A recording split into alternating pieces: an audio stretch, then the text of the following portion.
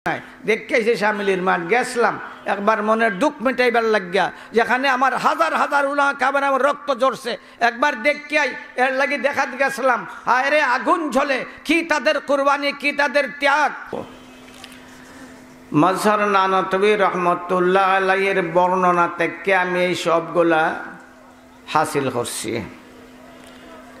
আমি অনেক দিন যাবত ইতিহাসে সঠিকভাবে ধারাবাহিকভাবে জানার চেষ্টা করছি। অনেক দিন পরে সেই ইতিহাসটা একটু মুরত্তব এবং স্পষ্ট হইয়া আমার সামনে বাসছে। আর এইখানে নামা মাত্রই দারুল উলুম দেওবন্দের নামে একটা তারানা পড়া হয়েছে উর্দু ভাষায়, হয়তো আপনারা বুঝছেন না, তবে কিছুটা তার আলো পাইছেন নাইনি, না বুঝলেও কিছুটা আলো পাইছেন নানি, কিছুটা আলো পাইছেন। কিন্তু আমার জিগরে তো এর তারানায় একদম উত্থাল করে লিছে।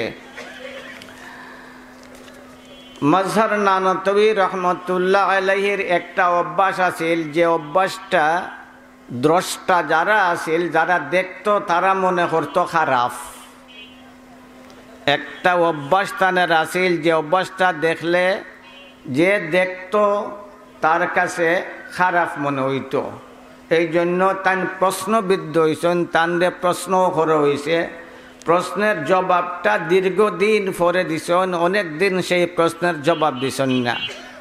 তানের অভ্যাস আছিল যে কোনো মাহফিলে বইলে বা ওয়াজ করলে বা দর্শ বইলে পড়াইলে বা গপসপ করলেও কিছুক্ষণ পর পর উফরের টুটরে চুষতা, উফরের টুটরে সাটতা। তো কিছুক্ষণ পর পরে যদি একজনে উফরের টুটরে সাটে, যে দেখবো তার কাছে বেশি ভালো লাগতো না, ঠিক নাই নি? এন কিতা খালি উফরের টুটরে সাটে কিছুক্ষণ পর পর হই। তানরে প্রশ্ন করা হইতো যে হজরত, আপনি মহফিলে বইলে, ওয়াজও বইলেও, দর্শ বইলেও হর সময় কিছুক্ষণ পর পরেই আপনি উফরের টুট সাটন, কি কারণ? একটু কারণ হোকা। তান জবাব দিতা কইতাম না। কিতা জবাব দিতা? মাতো না। আমি যখন প্রথম এটা পাইলাম, আমার মনের মাঝে প্রশ্ন জাগলো, তান কইতা না কেন? না হওয়ার কিতা? বালা হতা হইলে খোয়াটা বালা, বালা হতা খোয়াও মাতো না, বুড়া হতা খোয়াও বুড়া। মান ক্বালা তাআল লিউকামিরকা ফালিয়াতাসাদ্দাক, আছে বুখারী শরীফের একটা হাদিস। মান ক্বালা তাআল লিউকামিরকা ফালিয়াতাসাদ্দাক, যে নাকি কইব যে আও জোয়া খেলতাম, ই জোয়া খেলা বালা না খারাপ? জোরা খাও না।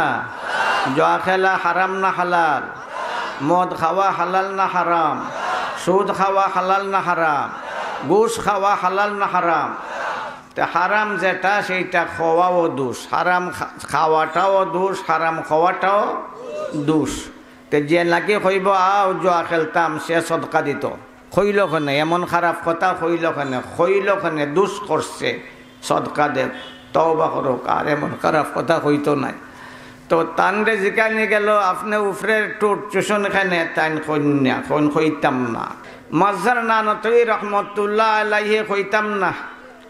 যখন তান মুমূর্ষ অবস্থায় পৌঁছে গেছেন, মৃত্যু মুখে পতিত, তখন তান শিষ্যরা জড়াইয়া ধরলা, হুজুর এখন তো আপনি পরপারের যাত্রী হইতে চলছেন, আপনার এই রহস্যটা যদি উদ্ঘাটন না হয়, রহস্যই থেকে যাইব।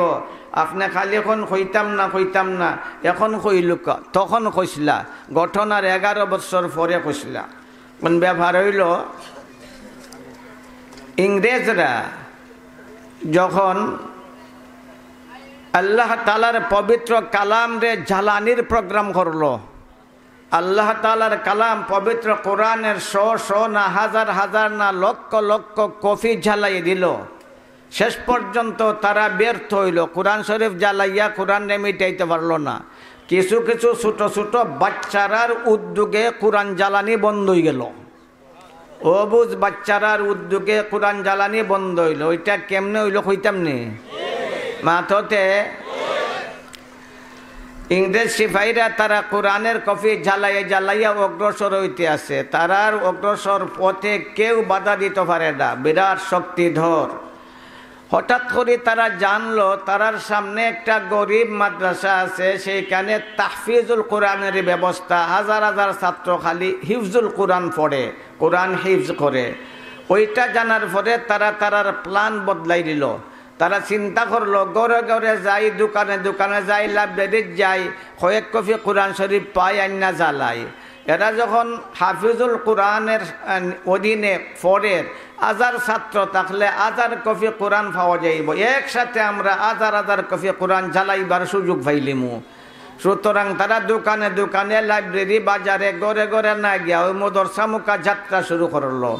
তারার আওয়ার খবরটা ওই কষি কষি বাচ্চারা তারা ফাইলিছে, অবুজ বাচ্চারা তারা ফাইয়া তারা বইয়া একটা মিটিং করছে। মিটিং করিয়া তারা একটা সিদ্ধান্ত নিছে যে বাচ্চারা 3 বেলার মাঝে 2 বেলা খায়, তাও ফেট বইয়া খাইবার সুযোগ নাই, আধা ফেটে খায়।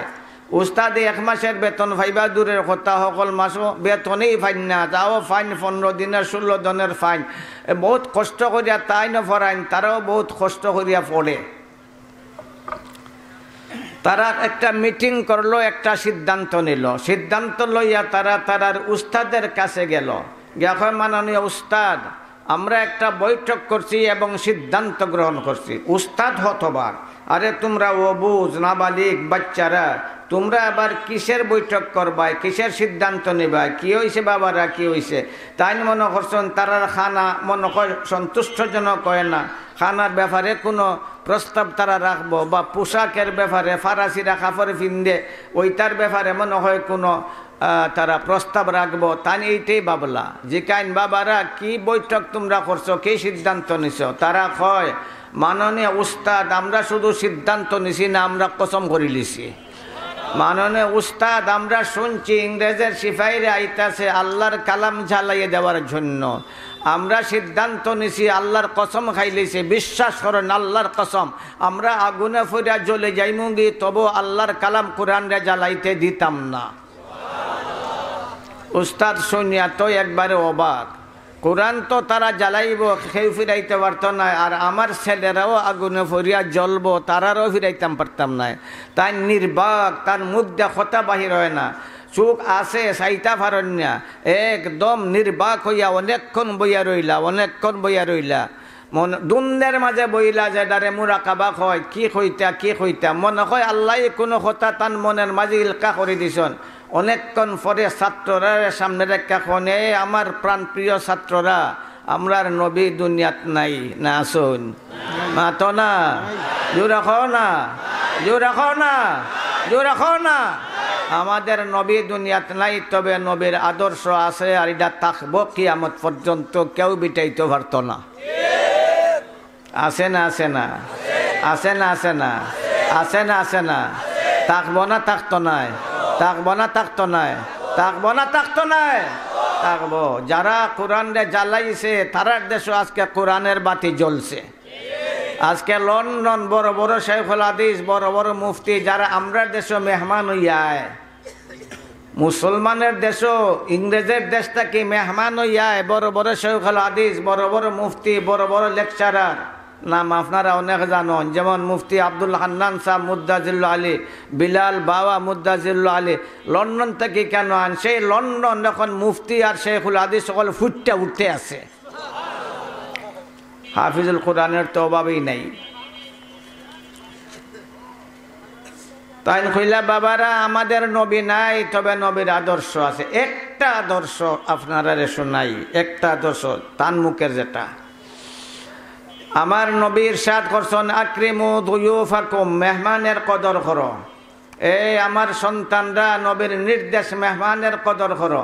মেহমান ইমানদার হইল কদর করো, বেঈমান হইল কদর করো, ইয়াহুদ খ্রিস্টান হইল কদর করো, মুসলমান হইল কদর করো, আলিম হইল কদর করো, সাধারণ মানুষ হইল কদর করো, বন্ধু হইল কদর করো, শত্রু হইল কদর করো। এটা নবীর শিক্ষা। এটা কার শিক্ষা? কও না, কার শিক্ষা? নবীর শিক্ষা। নবী আমলান এটা তুইয়া গেছেন, আমলান তুইয়া গেছেন। মাঝার নানা তুই রহমতুল্লাহ আলাই তার টুট রেখেনে চারটা, শেষ সময় কইছেন টুট রেখেনে চারটা, কইতাম নিবা। যখন ওই ছেলেরারে ফুনাইলা নবীর আদর্শ। আকরিমু দুয়ুফাকুম, তোমরা মেহমানের কদর করো। তোমরা মানবাইনি আমার কথা? তারা কয় মানমু। ওই সুন্দর বিছনা বিছাই দিমু, বালা খানি তারারে খাবাইমু। তোমরা মাত্তাই ফারতাই নাই। ফুরু বাচ্চারা মানি দিল, জিও মারতাম না আমরা, কারণ এরা ফেটো বুক আছে তো মাতি লিব। আর তারা বাদ খানি খায়, আর এরা খাবাইতেছেন বালা খানি মাতি লিতে পারে। আগে আগে বুঝাইয়া রাখন। তারা প্রতিশ্রুতি দিল, জি হুজুর আমরা মারতাম নাই। কিন্তু এক সময় আইব যে সময় আমি কোনো হুকুম দিব মানবাইনি। সমস্যার জবাব দিল, মাননীয় উস্তাদ আপনার নির্দেশ আমরা শিরোধার্য, আমরা অক্ষরে আপনার হুকুম পালন করমু। কথা শেষ, ইংরেজের সিপাহী আইছে। সুন্দর বিছনা বিছাইয়া দিছেন, তারার সামনে উন্নত মানের খানি হাজির করছেন। খানি তো দিছেন হালাল খানি, তারা তো খায় হারাম খানি। শিকার খায়, হারাম খায়, ব্যাং খায়, হারাম যতটা সকলতেই খায়। হালাল খানি পাইছে তো হালাল খানির মাঝে একটা মজা আছে না নিবা? আছে না নাই? হালাল খানির মাঝে নূর আছে না নাই? এটা কইলে তো লম্বা কত হয়ে যাব গিয়া, অত দূর যাইতাম নাই। খাইছে একবারে নাক লাগাত গলা লাগাত খাইছে। খাইয়া যখন শেষ, উস্তাদে ছাত্ররে হুকুম দিছেন সারিবদ্ধভাবে তোমরা আমার সামনে দাঁড়ায় যাও। তারা সব সামনে দাঁড়াইল। সকল আগে যে ছাত্র যে ফুরুফুয়া অবুজ ফুয়া হাফিজ, এই সবটি কিতা হাফিজ কও না? সবটি হাফিজুল কোরআন। সকল আগে যে ফুয়া ই ফুয়ারে কন এই ফুয়া কোরআন শরীফ তিলাওয়াত কর। তার উঠছে রাগ, আইসে আল্লাহর কালাম জ্বালাইবার লাগে। তারে বুঝি আবার কালাম ফরিয়া শুনাইতাম। বাচ্চা ফুয়া তো আল্লাহর কালাম সে জ্বালাইবার লাগে আইসে, তারে বুঝে কালাম শুনাইতাম। এরপরে তার মনে হয়েছে আগেনু ওয়াদা করছি উস্তাদে যে হুকুম দিবা সেই হুকুম মানতাম। এখন হাফিজুল কোরআন পবিত্র কোরআনের তিলাবত শুরু করে দিয়েছে। ফর তিলাবত করে, ফর তিলাবত করে, ফর হাফিজ। তার জিফরা কোরআন, তার ঠোঁট কোরআন, তার চোখ কোরআন, তার সজাগ কোরআন, তার গুম কোরআন, তার জীবন কোরআন। ফর তিলাওয়াত করে, সুন্দরভাবে তিলাওয়াত করে, শুদ্ধভাবে তিলাওয়াত করে। তিলাওয়াতের সিলসিলা চলছে। আত্মা করে লইছে এক বুল করা মাত্র তার ফিসের যে ছাত্র সে লুকমা দিয়া ঠাসরে লুকমা দিছে, লুকমা দিয়া সে ফরা শুরু করে দিয়েছে। সে ও হাফিজ ফর তিলাওয়াত, সুন্দর তিলাওয়াত। এমনিভাবে পবিত্র কোরআনের তিলাওয়াত চলতে লাগলো। এই হাফিজুল কোরআনরা তারা তার সারের সামনে রাখিয়া 30 পারা কোরআন শরীফ মুখস্থ শুনাই দিল।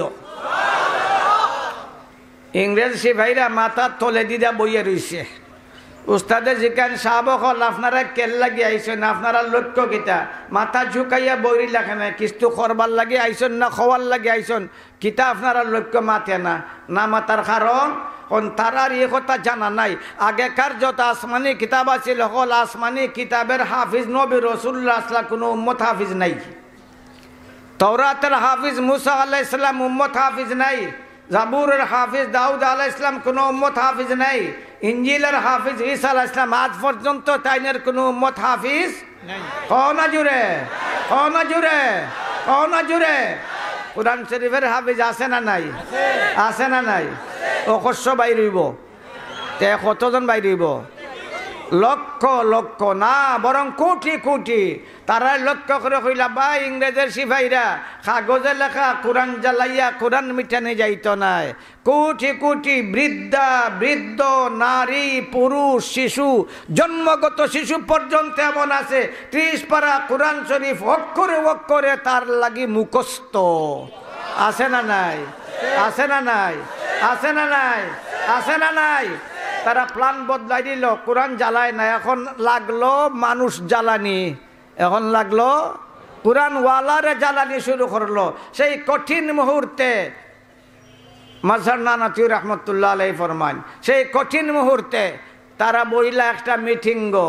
কাসিম নানাতুই রহমতুল্লাহ আলাইহি প্রধান সেনাপতি, সাইয়্যিদুত তায়েফা হাজী ইমদাদুল্লাহ মুহাজির মক্কি রহমতুল্লাহ আলাইহি সকলের প্রধান, হাফিজ জামিন শহীদ রহমতুল্লাহ আলাইহি গ্রুপ প্রধান, ফকিহুল উম্মাহ রশিদ আহমদ গঙ্গোহী রহমতুল্লাহ আলাইহি আরেক গ্রুপ প্রধান। এমনিভাবে তারা সকল বইছেন কি করা যায়। আগে জ্বালাইতো কোরআন, এখন কোরআনওয়ালারা জ্বালানি শুরু করছে। কি করা যায়? যুদ্ধ করতে হইব। প্রস্তাব আইল যুদ্ধ, সবে অভিযোগ করলা যুদ্ধ করার সামর্থ্য আমরা নাই। কাসিম নানতী রহমতুল্লাহ আলাইহির যুক্তির সামনে তারা মাথা ঝুঁকাইতে বাধ্য হয়ে গেল। যুদ্ধের প্রস্তুতি চলল। এখন প্রশ্ন আইল যুদ্ধ শুরু করতে কইতে কিয়া? এইটার মাঝে অভিযোগ আইল কাসিম নানতী হাফিজ জামিন শহীদের প্রস্তাব। ইংরেজদের সবচেয়ে বড় দুর্গ, কঠিনতম দুর্গ, যে দুর্গের উপরে তারার গর্ব আছিল, তারার ধারণা ভারতবর্ষের সকল দুর্গরা যদি বিদ্রোহীরা জয় করিলায় শামিলের দুর্গ জয় করতে পারত না। যেহেতু ইদার কফাট, ইদার গেট আধুনিক উপায়ে নির্মিত। কাসিম নানতীর প্রস্তাব আমরা প্রথমে এই গেট থেকে শামিল থেকে যুদ্ধ শুরু করব। যুদ্ধ শুরু হইল শর্টকাট করে কইলাইবা, কইতাম নি তাহা চাখনি না আমারে খুশি করবার লাগিয়া খো না জানবার লাগিয়া খো। প্রথম যেদিন যুদ্ধ শুরু হইল কাসিম নানতী হাফিজ জামিন শহীদ রশিদ আহমদ গঙ্গুহি রহমতুল্লাহ আলাইহি গয়ের তারা এমন শক্তভাবে এই গেটের উপরে আক্রমণ করলা। অল্প সময়ের ভিতরে এই গেটে চুরমার করিয়া আগুন জ্বালাইয়া বর্ষ করিয়া দুর্গের ভিতরে হামাইয়া যুদ্ধ শুরু করলা। এক সময় আইল কাসিম নানতী রহমতুল্লাহ আলাইহি তান হেরান হইয়া আলগা বইয়া রইছেন। একটা ফুরান একটা তরবারি, এত বন্দুক টন্দুক কিছুই নেই, সব শেষ, বইয়া রইছেন। এই সময় এক সিপাই দেখছে, ইংরেজের সিপাই একটা দেখছে তাই তো এখন দুর্বল হইয়া ফইরা রইছেন। আইসে তানরে মারিলি তো তার বিশ্বাস এখন কাসিমরে মারি লিব, আর কাসিমরে মারিলে উষ্টাইয়া ভারতবর্ষের রহমান করে লিব। এই তো সিপাশালার তারা আইছে, হে আইছে নাঙ্গা তরবারি লই আইছে। আইয়া কাসিম নানতী রহমতুল্লাহ একবারে কাছে আইছে, সেদ মারি দিত। কয় বেটাগিরি করিয়ে মারি, কাসিমের লগে মারতে মারি, মাতে কয় কাসিম কাসিম তোর খবর নাই, তোর মাথার উপরে মৌতন আছে, তোর মাথার উপরে মৌতন আছে। অর্থাৎ সে তার নিশ্চয়তা প্রকাশ করতে চায় যে আমার হাত থেকে কাসিম এই মুহূর্তে তুমি আর মুক্তি পাইতে নাই, অবশ্যই তোমার অস্তিত্ব আমি খান খান করে দিব। কাসিম নানতী রহমতুল্লাহ আলাইহি তার কথা শুনিয়া একটা ক্ষিপ্র সিংহের মতো গর্জিয়া উঠছেন, হে বেঈমান, হে বেঈমান, হে বেঈমান, তোর খবর আছে, তোর ফিসেদির মৌতন আছে, তোর ফিসেদি মৌতন আছে, তোর ফিসেদি মৌতন আছে। কইছে না রে ফিসেদি চাইছে। এই মুহূর্তে কাসিম নানতী রহমতুল্লাহ আলাইহি মুহাম্মদের ভূমিকায় বাজ পাখির মতো তার উপরে আঘাত করছেন। এক আঘাতে তার শরীরে খুঁড়িয়া ফেলাই দিয়েছেন দুই টুকরা। শামিলের দুর্গ বিজিত হইল, শামিলের দুর্গ জয় করিল। ইংরেজরা লাগলো শামিলের দুর্গরে পুনরুদ্ধার করার জন্য, তারাও প্রস্তুতি নিলা। দ্বিতীয়বার যখন যুদ্ধ শুরু হইল আলিমুল আমারা পরাজিত হইলা। আলিমুল আমা হলে লাশ পড়লো, লাশ আর লাশের স্তূপ পড়লো, তারা দেখ রাখেও নাই, তারা জয়ী হইল। আলিমুল আমারা পরাজিত হইলা। মাসর নানতী রহমতুল্লাহ আলাইহি খন আমিও আসলাম সেই যুদ্ধত, আমিও আসলাম আহত, আমিও ফিরে রয়েছি শামিলের মাঠ। এখনই মাঠ রয়েছে না, আগের মতো রয়েছে না। কাসিম নানতী রহমতুল্লাহ আলাইহি ও গয়রা যুদ্ধ শুরু করছেন, যুদ্ধ শুরু করছেন। যুদ্ধ শেষ, হাফিজ জামিন শহীদ হয়ে গেছেন গা। একটা বুলেট বুকে দিয়ে হামাইয়া ফিটে দিয়ে বাইরে গেছে গা। রশিদ আহমদ গঙ্গুহি হাফিজ জামিন শহীদ লইছেন খান্দ, তার শরীর থেকে রক্ত ঝরে, রক্ত থেকে মুসকে আম্বরের সুগন্ধ বাইর হয়। সেই যুদ্ধের মাঝে তারা পরাজয় বরণ করলা, লাশ হইয়া রয়েছে। বাদশাহ নানতী রহমতুল্লাহ আলাইহি এক সময় আইল, আওয়াজ চতুর্দিকটা কিন্তু আইতাছে, এক ফোঁটা পানি দাও, এক ফোঁটা পানি দাও, পিপাসায় কলিজা ফাটের, এক ফোঁটা পানি দাও, পিপাসায় কলিজা ফাটের। বোঝা যায় যেমন হাসর কামে গেছে গিয়া। কে পানি দিত? কেউ পানি দেওয়া নাই।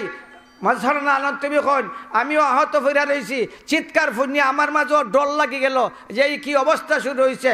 ওই সময় আত্মা আমি আসমানে দিয়ে চাইছি, চাইয়া দেখি বাত্তির ঝাঁক, বাত্তির ঝাঁক, বাত্তির ফাল, বাত্তির ঝাঁক, তারকার ঝাঁক, তারকার ফল, ঝলমলে তারকা, এক দল তারকা আসমান থেকে শামিলের মাঠের দিকে দিয়ে নামিয়ে আইতেছে। আমি তাকাই রইলাম, ও ধূত ব্যাপার, এত বাত্তি আসমান থেকে কিতা নামিয়ায়। আমি চাইতে চাইতে অল্প সময়ের ভিতরে একবারে শামিলের মাঠে কাছে আইছে। যখন তারা শামিলের মাঠে কাছে আইছে তখন আমি দেখি ওরা বাত্তি না, ওরা তারকা না, মহিলার দল। তারার চেহারা আকাশের তারার মতো ঝলমলে, মহিলার দল আকাশ থেকে নামছে। তারার প্রত্যেকের হাতে একটা পানির বোতল। কয় থেকে আইছে না কয় থেকে আইছে কয় থেকে আইছে ইন্নাল্লাযীনা ক্বালু রাব্বুনাল্লাহ ইন্নাল্লাযীনা ক্বালু রাব্বুনাল্লাহু সুম্মা ইসতাকামু তাতানাজ্জালু আলাইহিমুল মালায়েকা আল্লা তাখাফু ওয়া লা তাহজানু ওয়া আবশিরু বিল জান্নাতিল্লাতী কুনতুম তুআদুন নাহনু আউলিয়াউকুম ফিল হায়াতিদ দুনিয়া ওয়া ফিল আখিরাহ ওয়া লাকুম ফিহা মা তাশতাহি আনফুসুকুম ওয়া লাকুম ফিহা মা তাদউন নুজুলাম মিন গফুরির রহিম। দেখুন ফাল আইছে, বেদিনতের ফাল, মহিলার ফাল, চমৎকার উজ্জ্বল জ্যোতির্মান তাদের চেহারা, প্রত্যেকের হাতে পানির এক একটা বোতল, তারা লামসন, সামিলির মাঠও লামসন, যেমনি দি ফোনন আওয়াজ, চিৎকারের আওয়াজ, খালি পানি চায় পানি চায়, এক ফুটা পানি দাও এক ফুটা পানি দাও, পেপাসায় কলেজা ফাটছে এক ফুটা পানি দাও, তারা দৌড়িয়া যায়, তারে পানি খাবায়, যারেই পানি খাবায় তার আওয়াজ বন্ধ হইয়া যায়, সে চিরকালের জন্য শান্ত হইয়া যায়। এমনিভাবে পানি খাবানোর সিলসিলা চলছে, আওয়াজ ধীরে ধীরে কমে আওয়াজ শুরু করছে, শেষ পর্যন্ত আওয়াজ আর নাই। কথা বুঝছো? এরা সব শহীদ হয়ে গেছে, এরা সব এরা সব এরা সব এরা সব এরা সব এরা সব এরা সব শহীদ হয়ে গেছে। মাজহার নানাতুই রহমতুল্লাহ আলাইহি কইন আমিও আহত হইয়া রইছি, যখন সবের আওয়াজ একদম স্টপ হয়ে গেছে, একদম বন্ধ, বুঝলাম সব শহীদ হয়ে গেছে। আমার লাগছে পিপাসা, আমি বুঝলাম আমার কলেজা ফাটবো, আমিও চিল্লানি শুরু করলাম, এক ফোঁটা পানি দাও, কলেজা ফাটছে, এক ফোঁটা পানি দাও, কলেজা ফাটছে। ওই সময় একটা মহিলা দৌড়ি আইছে আমার দ্বারো, বোতল লইয়া দৌড়ি আইছে, দৌড়ি আইয়া মুখ না লাগাইয়া তলা লাগাইছে আমার উফরের টুডো, ওই উফরের টুডো খালি তলাটা লাগাইছে, পানি দিছে না, মুখও লাগাইছে না, ওই ওই বোতলে শুধু তলাটা আমার উফরের টুটো লাগাইছে।